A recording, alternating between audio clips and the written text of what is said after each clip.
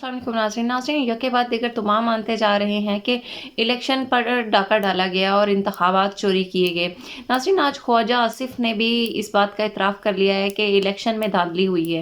नाज़रीन आइए ख्वाजा आसिफ की गुफ्तगू सुनते हैं और इस पर मज़ीद बात करते हैं। ख्वाजा साहब, सबसे पहले तो ज़रा ये बताएं कि पीडीएम तो शायद अब ख़त्म हो चुकी है, लेकिन आपके साबका इत्तेहादी हैं मौलाना फजलुर रहमान साहब, वो कह रहे हैं इलेक्शन में धांधली हुई है। जीडीए जो है वो भी आपकी इस इलेक्शन में इत्तेहादी थी सिंध में, वो भी कह रहे हैं धांधली हो रही है। बीएनपी मैंगल भी कह रही है धांधली हुई है, नेशनल पार्टी भी कह रही है धांधली हुई है। तो आपको क्या लग रहा है कि अगर 10 पार्टियां जो हैं वो 16 फरवरी से धांधली के खिलाफ सड़कों पे निकल आईं तो फिर मुस्लिम लीग नून जो है उसकी क्या हिकमत अमली होगी? मीर साहब, वील वेट एंड सी कि क्या सूरत हाल किस तरह अनफोल्ड होती है, लेकिन हमारी तारीख बताती है कि तमाम इंतखाबात जो है 75 साल में स्वाए एक दो निकाल के सारे जो है मुतनाज़ा इंतखाबात रहे हैं।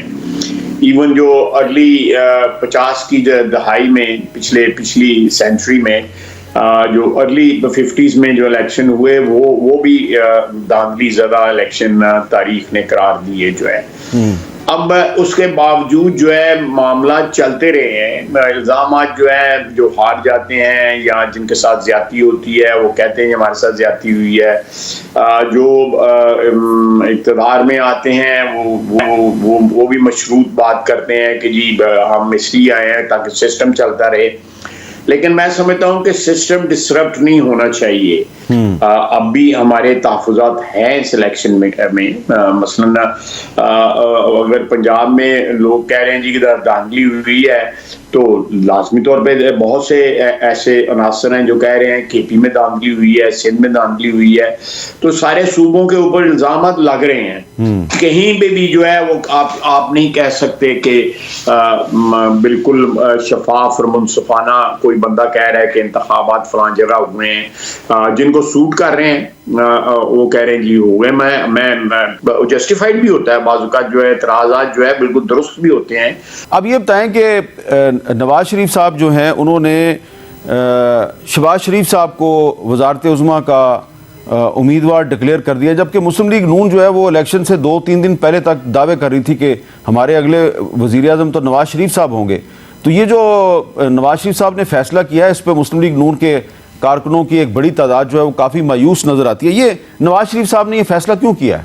मीर साहब, मेरा ख्याल है कि ये फैसला जो मियाँ साहब ने किया है कि जो इस वक्त मारूजी हालात हैं उनमें उनको ऑब्वियसली शहबाज शरीफ को 100% सपोर्ट जो है मियाँ नवाज शरीफ की हासिल होगी। अच्छा, क्या ये तासुर दुरुस्त है कि ये फैसला तो पहले ही हो गया था कि अल्टीमेटली प्राइम मिनिस्टर का जो उम्मीदवार है वो शहबाज शरीफ ही होंगे, लेकिन मुस्लिम लीग नून ने अपनी इंतखाबी मुहिम को ज़रा गर्म रखने के लिए नवाज शरीफ साहब का नाम इस्तेमाल किया? नहीं, मुझे कम से कम इस बात का बिल्कुल इल्म नहीं है। मैं तो जब भी कहता था कि मेरा कायद जो है वो वज़ीर आज़म बनेगा तो मैं तो जेन्युइनली कहता था। अच्छा, अब ये बताएं कि पाकिस्तान पीपल्स पार्टी ने फैसला किया है कि जी हम जो मुस्लिम लीग नून का वज़ारत उज़्मा का उम्मीदवार है उसको सपोर्ट करेंगे लेकिन कैबिनेट में शामिल नहीं होंगे।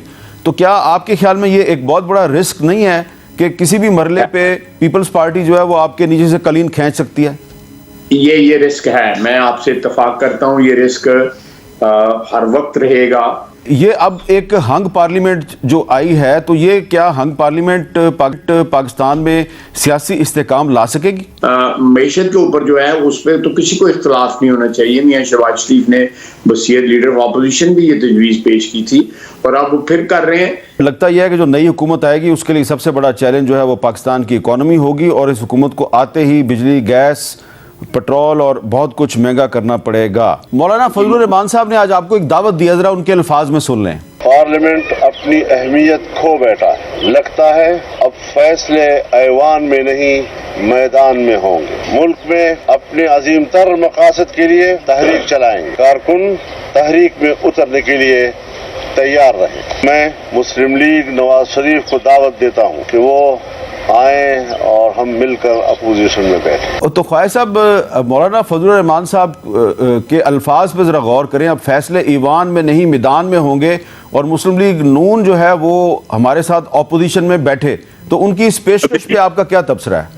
देखे ना, ये अल्फाज में मेरे लिए बड़े मोहतरम है मौलाना फजलुर रहमान साहब, भाई है मेरे, लेकिन अल्फाज में थोड़ा सा उन्होंने गुंजाइश रखी हुई है कि बैठे, अपोजिशन में बैठे।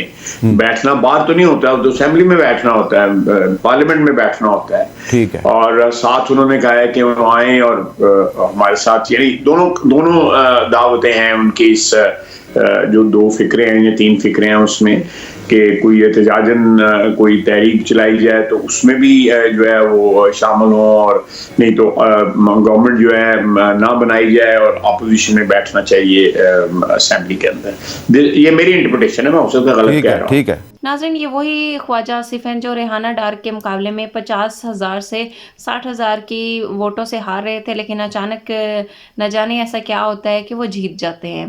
नाज़रीन, ये ख्वाजा आसिफ जो पंजाब के सबसे बड़े डाकू साबित हुए हैं, उनका ये कहना है कि धांधली हुई है। हमें भी शिकायत मौसूल हुई है कि इलेक्शन में धांधली हुई है, लेकिन हमें ये सब कुछ भूलकर आगे बढ़ना चाहिए।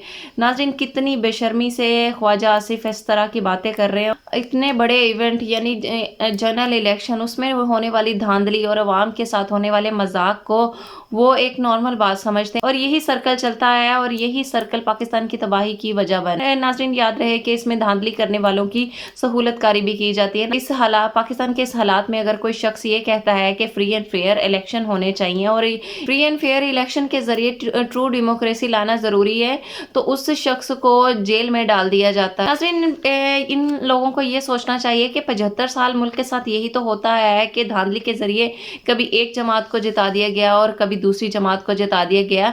अवाम के साथ वोट के नाम पर और इलेक्शन के नाम पर मजाक होता रहा है और अवाम को आज तक बेवकूफ़ बनाया गया। नाज़रीन, इनसे सवाल यही है, अगर यही कुछ करना होता है, अपनी मर्जी के ही बंदे लाने होते हैं, तो फिर अवाम के साथ ये इलेक्शन और वोटों वाला ये मजाक क्यों किया जाता है? नाज़रीन, नॉन लीगियों का तो यही कहना है कि जो हुआ सो हुआ, अब हमें आगे बढ़ना चाहिए, लेकिन इस तरह अगर आगे बढ़ा गया तो पाकिस्तान बहुत पीछे रह जाएगा। नाज़रीन, आज भी अवाम का यही कहना है कि उसे ही आगे लाया जाए जिसे अवाम चाहती है, और अब मज़ीद अवाम को बेवकूफ़ ना बनाया जाए। नाज़रीन, आपका इस बारे में क्या कहना है? अपनी भी राय का इजहार ज़रूर करिएगा और चैनल को सब्सक्राइब ज़रूर कर लीजिएगा।